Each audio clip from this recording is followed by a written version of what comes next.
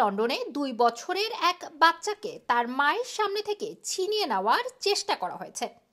পূর্ব লন্ডনের ব্রোমলি হাই স্ট্রিটের জনপ্রিয় শপ টিকে ম্যাক্সের সামনে গতকাল এই ঘটনা ঘটে। আর এ কারণে একজনকে আটক করা হয়েছে বলে আজ পুলিশের পক্ষ থেকে জানানো হয়েছে। জানা গিয়েছে শিশুটি বাগিতে রাখা ছিল। এই সময় তার মা তার সাথেই ছিল, কিন্তু এই সময় একজন ব্যক্তি শিশুটিকে বাগি থেকে তুলে নিয়ে যায়। তাৎক্ষণিক তার মা বিষয়টি দেখে ফেলেন।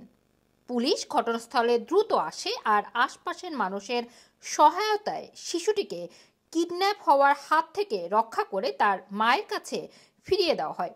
বিষয়টি নিয়ে ব্রোমলির এমপি জানান, গতকাল 28 আগস্ট 2 বছরের শিশুটিকে কিডন্যাপ করার চেষ্টা করা হয়। শিশুটিকে রক্ষা করা সম্ভব হয়েছে।